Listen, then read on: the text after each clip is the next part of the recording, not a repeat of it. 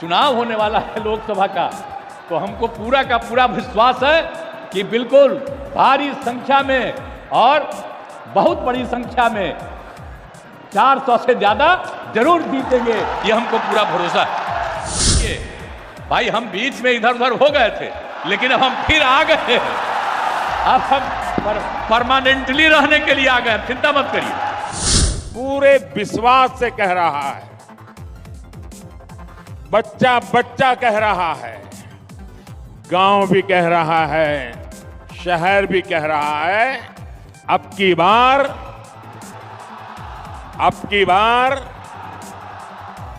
बार NDA सरकार 400 पार। आप याद कीजिए, बरौनी का जो खाद कारखाना बंद पड़ चुका था, मैंने उसे फिर से चालू करने की गारंटी दी थी। आपके आशीर्वाद से मोदी ने वो गारंटी पूरी कर दी। राष्ट्रहित और जनहित के लिए समर्पित मजबूत सरकार ऐसे ही फैसले लेती है। जब परिवार हित और वोट बैंक से बंधी सरकारें होती है तो वो क्या करती है, ये बिहार ने बहुत भुगता है।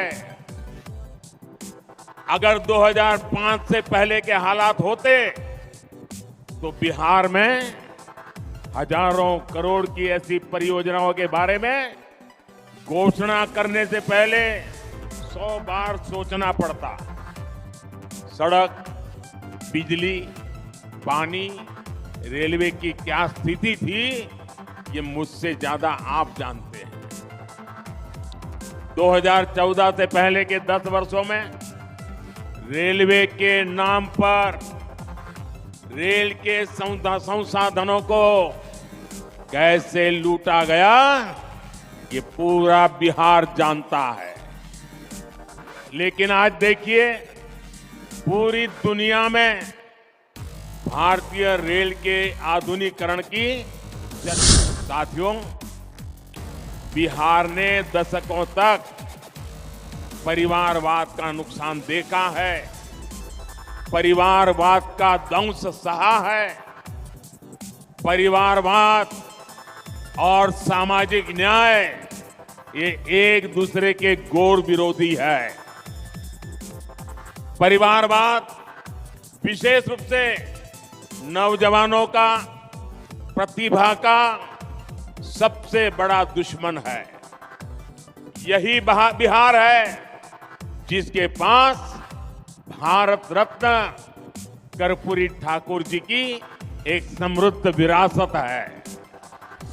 आरजेडी कांग्रेस के लोग अपने परिवारवाद और भ्रष्टाचार को उचित ठहराने के लिए दलित, वंचित, पिछड़ों को ढाल बनाते हैं।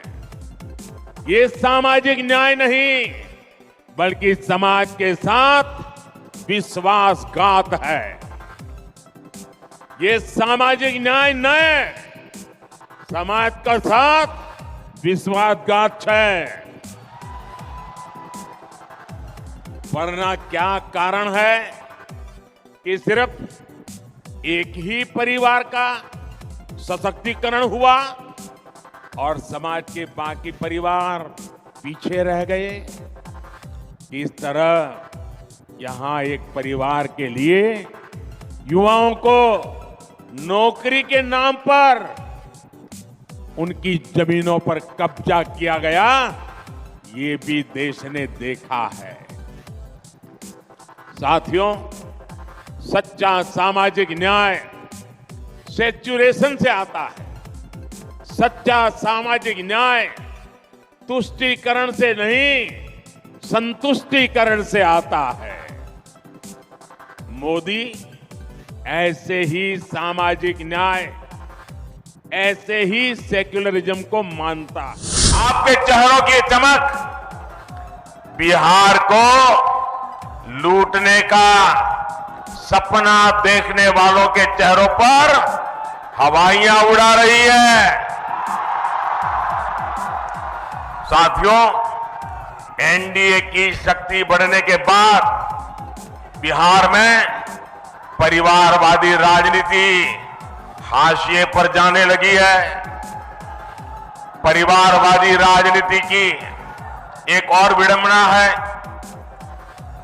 मां बाप से विरासत में पार्टी और कुर्सी तो मिल जाती है, लेकिन मां बाप की सरकारों के काम का एक बार भी जिक्र करने की हिम्मत नहीं पड़ती है। ये है परिवारवादी पार्टियों की हालत। मैंने तो सुना है कि इनकी पार्टी के बड़े बड़े नेता भी इस बार बिहार में लोकसभा का चुनाव लड़ने के लिए तैयारी नहीं हो रहे हैं। और मैंने तो पार्लियामेंट में कहा था कि सब भाग रहे हैं। आपने देखा होगा, अब लोकसभा का चुनाव लड़ना नहीं चाहते, राज्यसभा की सीटें खोज रहे हैं लोग। जनता साथ देने को तैयार नहीं है। और ये है आपके विश्वास, आपका उत्साह, आपके संकल्प की ताकत।